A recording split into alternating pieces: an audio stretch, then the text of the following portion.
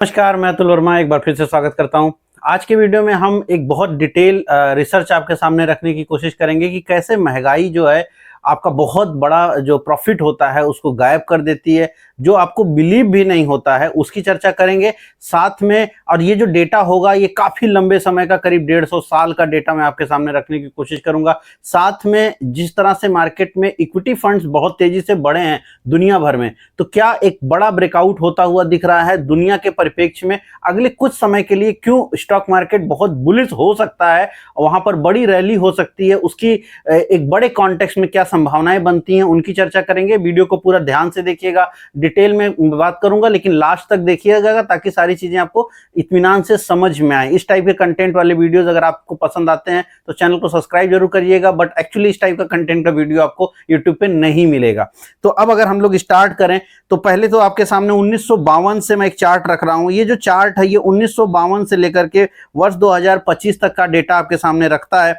यहां पर आपको कई सारी चीजें दिखाई पड़ रही हैं। जो आपको बेसिकली यहां पर जो ब्लू कलर की लाइन दिख रही है ये इक्विटी मार्केट है, यानी इक्विटी का एलोकेशन है। क्या है ये? तो पूरे दुनिया में इक्विटी में कितना एलोकेट किया गया है, कितना डेप्ट में है, हाउस होल्ड्स, म्यूचुअल फंड, इनमें कितना है और कितना कैश में है, ये इस डेटा को दिखाता है। जो डेप्ट है उसमें आप यूं कहिए जमीन और बाकी चीजें सम्मिलित की गई हैं, कैश कंपोनेंट जितना है वो इसमें सम्मिलित किया गया, और इक्विटी जो मार्केट है वो इक्विटी अलग से सामने आपको दिखाई गई है।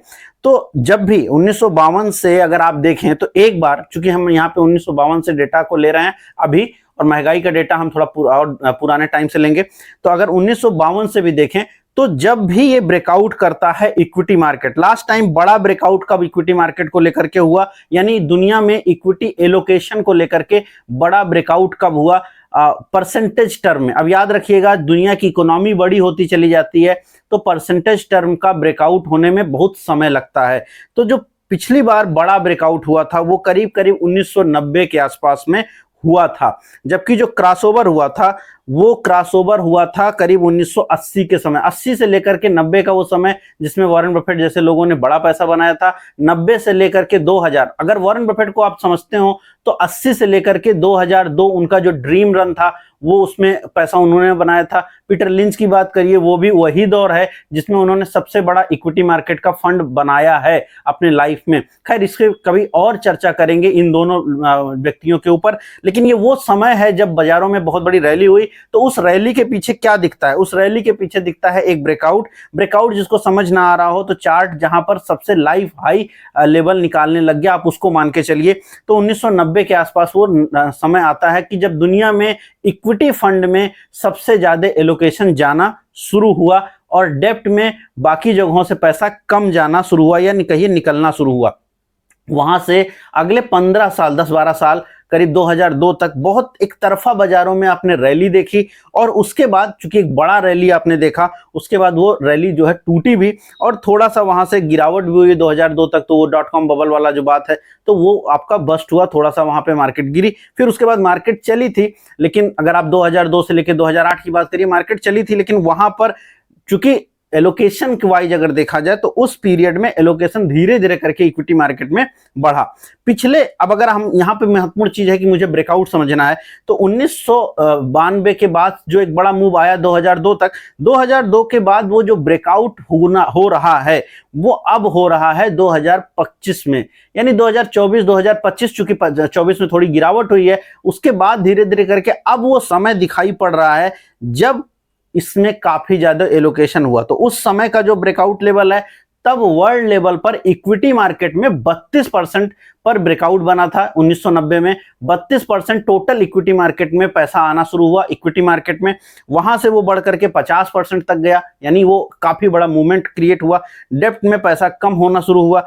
करंट स्टेटस ये है कि अब 53% जो है आपका इक्विटी मार्केट में एलोकेशंस हो रहा है। और मैं ये इंडिया की बात नहीं कर रहा हूं, ये ग्लोबल है। ग्लोबली जब चीजें होती हैं तो मतलब है कि अमेरिका के भी इक्विटी फंड में पैसे जा रहे हैं, इंडिया के भी फंड में जाएंगे, चाइना में भी जाएंगे, यूरोप में भी जाएंगे, पूरा ग्लोबल इवेंट की तरह से आप लीजिए। तो जो दुनिया में बड़ी रैली बनती है जिसमें बड़े पैसे लोग बनाते हैं, यूं कहिए 4 6 10 साल की एक बड़ी बुल रन होती है, वो हमेशा ग्लोबल होगी। और यहां पर ये दिख रहा है कि एक बड़ा ब्रेकआउट होता हुआ दिख रहा है इक्विटी फंड एलोकेशन में। ये एक दिन में फंड एलोकेशन चेंज नहीं होते, इसमें समय लगता है, काफी लंबा समय लगता है। और वो लग रहा है कि काफी लंबा समय यहां पर इसका एक ब्रेकआउट दिखाई पड़ रहा है एलोकेशन को लेकर के।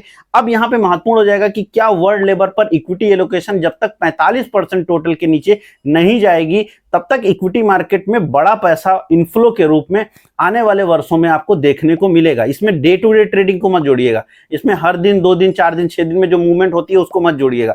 इसमें बड़ा पैसा जब जाता है तो ये लंबे समय की बात होती है। तो यहाँ पे 53% का जो एलोकेशन है इस समय, ये एक ब्रेकआउट पॉइंट है। अब हो सकता है, एजम्पशन है कि यहां से अगले जो 10-15 साल हो इक्विटी मार्केट को लेकर के, शायद वो आपकी जिंदगी में सबसे बड़ा हो, क्योंकि वॉरेन बफेट का जमाना जा चुका है। वो उन्होंने जिंदगी में एक बार वो वक्त पाया 15 साल का। वो पॉसिबिलिटी है कि वो पॉसिबिलिटी हमारे सामने आ रही है यहां से लेकर के अगले शायद 2050 तक, 2045 तक, 2040 तक। वो एक पीरियड आपके पास एक्सट्रीम बुल रन का मिलेगा। करेक्शंस आएंगे, उसमें कोई डाउट नहीं है, उनमें भी करेक्शंस होते हैं, बट वो एक बड़ा बुल रन पॉसिबल है कि आपके सामने आता हुआ दिख रहा है। बट यहां पे अगर आपका होराइजन 10 से 15 साल का है तो उस परिप्रेक्ष्य में मेरी ये बात आप जरूर समझ सकते हैं। अब मैं एक चीज और आपके सामने रखना चाहूंगा, और वो बड़ा इंपॉर्टेंट है। अगर हम लोग यहाँ पर महंगाई के साथ इसको काउंटर करें कि भाई बाजार में, चूंकि क्या होता है कि जब बाजारों में तेजी होती है, सबको लगता है कि सब पैसे कमा रहे हैं, एक लंबे समय तक रुके रह गए तो हमने पैसा कमा लिया, लेकिन शायद ये उतना सच नहीं है। ये जो चार्ट आपके सामने अब आया है, ये जो चार्ट आप देख रहे हैं, ये चार्ट आपको कई सारी चीजें बताने की कोशिश कर रहा है। पहली चीज है, ये चार्ट काफी पुराने समय से आपके सामने है, करीब करीब 1918 से ये चार्ट आपके सामने जून 2025 तक का डेटा आपके सामने रखता है। इसमें क्या दिखाई पड़ रहा है? इसमें ये दिखाई पड़ रहा है कि 80,000%, सही सुन रहे हैं आप, 80,000% पूरे 100-125 साल के अंदर मार्केट में वृद्धि हुई है। एसएनपी का डेटा है कि एसएनपी जो 500, चूंकि उतना लंबा समय का डेटा और किसी का है ही नहीं, सिर्फ एसएनपी का ही डेटा है। तो एसएनपी 500 इतने लंबे समय में क्या किया है उसने, 100 सालों के अंदर, 125 साल होने को आगे लगभग, इस पूरे पीरियड में करीब 80,000% की ग्रोथ करी है। 80,000% की ग्रोथ। अब इसमें करेक्शन भी आए हैं, तेजी भी आई है, 1929 की मंदी भी आई है, 2008 भी टूटा है, 87 की गिरावट भी है, और 2020 भी है, 2002 भी है, सब कुछ है, प्लस माइनस हर एक चीज है। बट अल्टीमेटली ये चार्ट दो बातें बताता है, मार्केट लीनियरली नहीं एक्सपोनेंशियली बढ़ रही है, पूरी दुनिया की मार्केट। अभी मैंने बोला कि जब भी इक्विटी फंड्स में ज्यादा पैसे आते हैं तो उस पीरियड में आपको काफी बड़ा पैसा दिखता है। यहाँ पे जो एक थ्रस्ट आप देख पा रहे हैं 90 के समय से, आप उसको देखिएगा, 90 से लेकर के जब करीब करीब बाजार 5,000-6,000% बढ़ी थी पूरे के पूरे 70-80 साल में 5,000% के आसपास बढ़ी थी, वहां से मार्केट 20,000% बढ़ी है 2002 के बीच में, यानी करीब 80-85-82 के आसपास से जब एलोकेशन धीरे धीरे बढ़ना शुरू हुआ, 90 में ब्रेकआउट हुआ, उस पीरियड में वर्ल्ड मार्केट जो है, जो कि 1918 से लेकर के 1990 के आसपास तक करीब 5,000 से 5,500% का रिटर्न दी थी, वो रिटर्न बढ़ता है 20,000% में कन्वर्ट होता है। उसके बाद 2014 के आसपास जब ये बड़ा ब्रेकआउट्स हो रहे हैं, और वहां से फिर मार्केट ने एक्सपोनेंशियली मूव करके आपको दे दिया है 80,000%। अब इस 80,000% में सिर्फ इतना ही महत्व नहीं है। तो पहली चीज है कि जब इक्विटी एलोकेशन बढ़ते हैं तो एक बम्पर रैली होती है, दुनिया भर में रैली होती है, लेकिन आप के स्टॉक्स में वो रैली अगर आप नहीं देख रहे हैं तो क्यों नहीं देख रहे हैं? उसके पीछे लॉजिक ये होगा, ये इंडेक्स है, इसीलिए इंडेक्स में जो स्टॉक्स आते हैं, जो जाते हैं, उन पर ध्यान रखिए। जो स्टॉक्स ब्रेकआउट क्रिएट कर रहे हैं, जो स्टॉक भाग रहे हैं, उन पर ध्यान रखिए, तब आप ज्यादा पैसा कमाएंगे। कुछ भी ले लेंगे, कुछ भी लेकर के बैठे रहेंगे तो आपको वो पैसा नहीं बनेगा, ये डेटा कह रहा है। अब यहाँ पे एक और इंपॉर्टेंट चीज ये है कि हम जिसको जैसे ही इन्फ्लेशन के साथ एडजस्ट करेंगे, इन्फ्लेशन के साथ एडजस्ट किया गया है अमेरिका की इन्फ्लेशन के साथ, जाहिर सी बात है कि अमेरिका की जो महंगाई है उसके साथ जब आप इसको एडजस्ट कर दीजिए तो जो नंबर आता है वो चौंकाने वाला है। वो नंबर क्या है? वो नंबर ये है कि 80,000% बढ़ने वाली बाजार आपको ला करके कहां छोड़ती है प्रॉफिट के ऊपर? 80,000% बढ़ने वाली जो मार्केट है वो 5,000% केवल रिटर्न देती है। मतलब हुआ कि पूरा का पूरा जो गेन है 75,000%, ये महंगाई है, ये इन्फ्लेशन है। इन्फ्लेशन को जैसे ही आप एडजस्ट करेंगे आपको समझ में आएगा कि क्या गेन हो रहा है। कुछ गेन बहुत बड़े समय में आपको 5,000% एक बड़ा गेन दिख रहा है, लेकिन 100 साल का समय भी गुजरा है। बेस्ट प्रैक्टिस अगर आप करेंगे तब ये आ रहा है। अल्टीमेटली महंगाई बहुत बड़ा इंपॉर्टेंट रोल अदा करती है पैसे के ग्रोथ में, आपके ग्रोथ में। जब नोट प्रिंट होती है महंगाई बढ़ती है। जब किसी भी तरीके से बाजारों में पैसे की क्षमता वृद्धि होती है, सरकारें चूंकि पैसा डालती जाती हैं, तो क्या होगा, सब कुछ बढ़ेगा। आपके पास वेल्थ बढ़ेगी, आपको लगेगा कि आपका वेल्थ बढ़ रहा है, आपकी जमीन की वैल्यू बढ़ रही है, आपका स्टॉक मार्केट बढ़ रहा है, सब कुछ बढ़ रहा है। लेकिन चूंकि आप उसको महंगाई के साथ तुलना नहीं करेंगे, महंगाई भी उसी स्थिति से बढ़ रही है और अल्टीमेटली आपकी लिविंग स्टैंडर्ड भले बेहतर हो जाए, लेकिन आप अमीर नहीं होते हैं अपेक्षाकृत। बहुत स्लो अमीरी आपको मिलती है, या यूं कहिए बहुत स्लो वेल्थ आपके पास आती है। 5,000% मात्र पिछले 125 साल में बाजार बढ़ी है, अगर आप इन्फ्लेशन को एडजस्ट कर दें। इन्फ्लेशन के साथ हमेशा इस चीज को एडजस्ट कीजिए। मैं इसके पहले एक एफडी का वीडियो मैंने किया था, क्योंकि उस पर व्यूअरशिप उतनी आई नहीं, तो मैंने उसका सेकंड पार्ट हमने नहीं बनाया, बट सेकंड पार्ट मैं उसका बनाऊंगा और अल्टीमेटली मैं उसको दूसरे चैनल पे डालूंगा। वहां पे भी वीडियोस नहीं आ रहे हैं, बट आएंगे।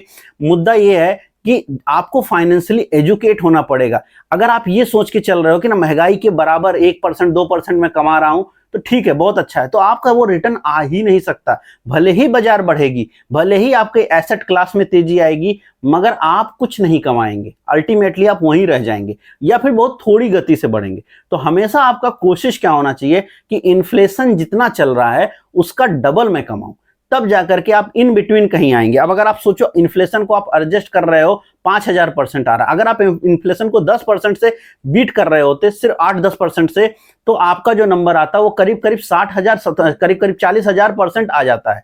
तो अगर इन्फ्लेशन को आप 10% से बीट कर रहे हो, 10% से, क्योंकि अमेरिका में 2% के आसपास की महंगाई है, तो अगर आप बीट कर रहे हो यानी 2% वहां महंगाई चल रही है और आप जो है 12% से ग्रोथ कर रहे हो, तो आपका जो नंबर आएगा वो बहुत बड़ा हो जाएगा। आप इस टोटल जो बाजारों की वृद्धि है उसका करीब करीब 50% 40% आपके हाथ में आ जाएगा। 19 से 20% का CAGR बनाने वाले वॉरेन बफेट ने इतना बड़ा पैसा बनाया। तो अल्टीमेटली ये है कि आप हुआ क्यों, क्योंकि 2.5% की महंगाई है अमेरिका में, उन्होंने 19% बनाया तो उन्होंने बीट कर दिया 17% से। आप अगर 12-13% से भी बीट करोगे महंगाई को एडजस्ट करके, उस केस में आप इस पूरे जो मैंने 80,000% आपके सामने रख दिया, 80,000% का प्रॉफिट बनाया बाजारों ने, तो उसका 50%, उसका 45%, उसका 30% आपके हाथ में आएगा। नहीं तो क्या आएगा, नहीं तो आप उसके बहुत नीचे चले जा रहे हैं। करीब 7% का रिटर्न एवरेज में आपका बन पाएगा महंगाई एडजस्ट अगर आप कर रहे हैं तो मुद्दा ये, और ये अमेरिका का पूरा इतना लंबा समय का डेटा है। और अमेरिका का डेटा इंपॉर्टेंट इसलिए क्योंकि वो हमसे बहुत पहले से इन्वेस्टिंग कर रहे हैं, कहीं सारी चीजें जो इन्वेस्टिंग से रिलेट करती है, रूल रेगुलेशन सब कुछ वहीं से आया है। तो हमें भी आपको ये मान के चलना पड़ेगा कि भारतीय बाजार उससे बिल्कुल अछूता रहेगा नहीं। एज ए इन्वेस्टर आप अछूते रहेंगे नहीं, आपको भी वही अप्रोच बनाना पड़ेगा कि अल्टीमेटली जो भी आप करें, जो भी करें, एफडी लीजिए, फलाना करिए, ढिमकाना करिए, म्यूचुअल फंड लीजिए, अगर म्यूचुअल फंड 12% बना के दे रहा है, आप कुछ नहीं कमाने जा रहे हैं। आप सच्चाई स्वीकार कीजिए, भारत में 6% तो गवर्नमेंट बोलती है और 6% तो एक्स्ट्रा आप जोड़ के चलो, क्योंकि 4% से तो आपका रुपया डिप्रिसिएट हो जाता है। तो रुपए का जो डिप्रिसिएशन है 4% हर साल का, मोटा मोटी मान के चलिए आप, इतना तो डॉलर हमसे बढ़ ही जाता है रुपए की तुलना में। तो वो तो 8-9% तो आपको लेके ही चलना पड़ेगा कम से कम, बहुत बचा के चलो तो। और अगर आप मध्यम वर्गीय परिवार में हैं, लोअर मध्यम वर्गीय परिवार में हैं, तो 11-12% का महंगाई आपके सर के ऊपर लगता है। अमेरिका एक ऐसा देश है जहां पे महंगाई कम है, क्योंकि वहां पर मेडिकल एक्सपेंस, एजुकेशन, वो सारा उनको नहीं बेयर करना है। यहाँ पर भारत में हमको सब बेयर करना है। हम बीमार होंगे तुरंत गरीब हो जाते हैं। भारत में एक बार अगर आप ठीक ठाक ढंग से बीमार हो जाए आपके फैमिली में, तो आप मध्यम वर्गीय परिवार के व्यक्ति हैं, तो आप जो है गरीबी रेखा के नीचे पहुंच जाएंगे। इतना मेडिकल एक्सपेंस है आज की डेट में, एजुकेशन खर्च है, और वो हम खुद बेयर कर रहे हैं। तो इसलिए हमको ये समझना पड़ेगा कि अगर महंगाई से हम एडजस्ट करके पैसा नहीं कमा पा रहे हैं, ज्यादा अमाउंट पे नहीं कमा पा रहे हैं, तो अल्टीमेटली हम नहीं कमा रहे हैं। तो बेवजह का कुछ भी खरीद लेना जिसमें ग्रोथ नहीं आ रही है, जहां पे आप तेजी नहीं देख पा रहे हैं, जहां पे आप बस सिर्फ टीवी सुन के, मोबाइल सुन के, कंप्यूटर सुन के या यूट्यूब सुन के बस आप ले लेते हैं कि चलो ये बढ़ जाएगा, 2% बढ़ जाएगा, साल भर में 4% दे देगा, साल भर में 15% दे देगा, वो आपसे नहीं होगा। आपको प्रॉपर चार्टिंग करनी चाहिए, प्रॉपर डेटा एनालाइज करना चाहिए, प्रॉपर एजुकेट होना चाहिए, देन मार्केट में आइए और तब आप एक अच्छा पैसा बनाएंगे। ये डेटा सामने रखने का मुख्य उद्देश्य यही था। इसको आप लोग बैक टेस्ट कर सकते हैं, इस डेटा को आराम से गूगल पे मिल जाएगा, गूगल के AI सर्च करके आपको दे देगा। ये कोई मेरा बनाया डेटा नहीं है, ब्लूमबर्ग में अवेलेबल है, बहुत सारे लोग इसको एनालाइज करते हैं।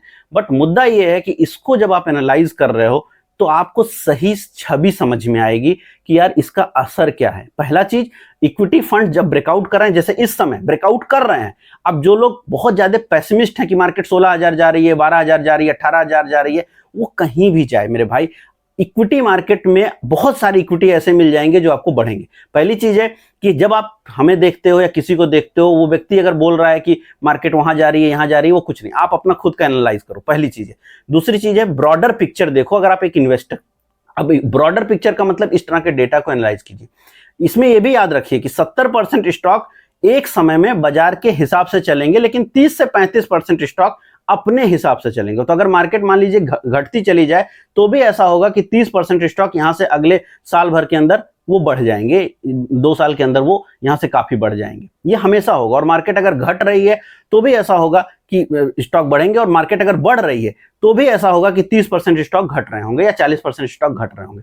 तो स्टॉक स्पेसिफिक आपका अप्रोच अलग होता है, मार्केट अप्रोच अलग होता है। मार्केट में मेरा बुलिशनेस है कि मैं मानता हूं कि बाजारों को ऊपर जाना है, क्योंकि जिस तरह का एलोकेशन हो रहा है अगले 15 साल, तो अब ये अगर मौका आप चूक जा रहे हो कि अगले 15 साल आप बड़ा इन्वेस्टिंग नहीं किए, मार्केट के साथ आप नहीं रहे, टेक्निकली चार्ट को नहीं देखा, सही स्टॉक्स में नहीं एंट्री करी है, तो 15 साल बाद जब बाजार बहुत भाग चुका होगा तब आप एंट्री कर रहे होंगे, और अगले 15 साल बाद आप रिग्रेट कर रहे होंगे कि यार पैसा नहीं बना पाए, हमारे पास एक गोल्डन अपॉर्चुनिटी थी। आप अपने, चूंकि भारत में इतना ज्यादा फाइनेंशियली मार्केट में लोग नहीं रहे हैं उस जमाने में, लेकिन 1980 से लेकर 2000 के बीच में अगर जो लोग स्टॉक मार्केट से बड़ा पैसा बनाए और जो नहीं बनाए, उनका रिग्रेट हमेशा रहेगा कि यार वो पैसा नहीं बना पाए, क्योंकि वो गोल्डन इरा है। अमेरिका में भी है, यूरोप में भी है, भारत में भी कुछ लोगों ने के साथ वो रिग्रेट है, लेकिन एक्चुअली अमेरिका और यूरोप में तो बहुत लोग रिग्रेट करते हैं कि यार हम नहीं कमा पाए। ये शायद वो दौर है क्योंकि इक्विटी मार्केट उस ढंग का ब्रेकआउट करने जा रही है, या उस तरह का एलोकेशंस का ब्रेकआउट हो रहा है। उम्मीद आप रख सकते हो कि बड़े मूवमेंट होंगे, बट इन सब कहानियों के बीच में महंगाई को नहीं भूलना है, महंगाई पर होल्ड रखना है कि महंगाई को किसी भी तरीके से आप बीट करिए, हर वो प्रक्रिया अपनाइए, फाइनेंशियली एजुकेट होइए, स्टॉक्स रखते हैं प्लेज कीजिए, ऑप्शंस बेचिए, कुछ भी करिए, उनका मैक्सिमम यूटिलाइजेशन करिए। फाइनेंशियली जितना ज्यादा आप जानेंगे उतना ही ज्यादा आप पैसे जनरेट करेंगे, महंगाई के ऊपर बनाइए, और तभी जा करके आप मार्केट में सर्वाइव करेंगे, और तभी आपको लगेगा कि रियल में आप पैसा बना रहे हैं। नहीं तो रियल टर्म में अगर आप प्रॉफिट नहीं बनेगा आपका, तो उसका कोई मतलब नहीं है। ठीक है, आप CAGR निकाल लेना कि मेरा 12% का CAGR बन रहा है, बट अल्टीमेटली उस CAGR का करोगे क्या? वो तो बन तो 1% रहा है ना। अल्टीमेटली तो आपका 100 रुपया 101 रुपए की ही परचेजिंग वैल्यू लेके आएगा, भले हो आप 12% बढ़ जाए तो 11% महंगाई बढ़ जाएगा, तो अल्टीमेटली तो उसका कुछ वैल्यू बना नहीं ना। तो अमीर आप तब होंगे ना जब उसको काउंटर करके आप उससे कहीं ज्यादा कमा रहे होंगे। मुद्दा ये है। इस पूरे रिसर्च कर रखने का उद्देश्य ये था कि एक तो जो बाजार को लेकर के एक बड़े पहलू का डर है लोगों के अंदर, बहुत सारे यूट्यूब पे बातें चलती रहती और वो चलती रहेंगी, उसका कुछ भी नहीं है, वो बहुत ज्यादा नहीं पैनिक करना चाहिए। अल्टीमेटली बड़े पैमाने पर बाजारों में ठीक लगती है, ओवरऑल ठीक लगती है। स्टॉक स्पेसिफिक रहिए, वहां पर ब्रेकआउट्स हो रहे हैं उन पर फोकस करिए। बाजार के साथ हर चीज को खिचड़ी मत कर दीजिए कि नहीं यार बाजार आज गिर गया तो फलाना हो जाएगा, ढिमकाना हो जाएगा, वो चलता रहेगा। अपने आप का अप्रोच सही बिल्डअप करिए कि आप क्या इन्वेस्टर हैं, क्या आप ट्रेडर हैं। ये वीडियो प्योरली इन्वेस्टर के लिए है, प्योरली एक सोच बनाने के लिए है कि आप किस तरह से सोचें। और एज ए इन्वेस्टर भी आप बहुत कुछ कर सकते हैं। बड़ी अमाउंट लिया, 10 लाख का मान लीजिए अपनी इक्विटी लिया, उसको आपने प्लेज किया, विदाउट एनी चार्ज प्लेजिंग हो जाती है, उसमें 8-8.5 लाख रुपए मिल जाएंगे। उस 8.5 लाख का आपने ऑप्शन बेच दिया, उससे आप कमा रहे हैं, तो अल्टीमेटली आप मल्टीफोल्ड रिटर्न्स क्रिएट कर सकते हैं। तो चीजों को सीखिए और महंगाई को एडजस्ट कीजिए कि महंगाई से किस तरह से आप बीट करेंगे। उम्मीद कर रहा हूँ वीडियो पसंद आई तो लाइक कीजिएगा, शेयर कीजिएगा, कमेंट कीजिएगा। मैं मिलूंगा कल नए वीडियो में। इस वीडियो में इतना ही, धन्यवाद।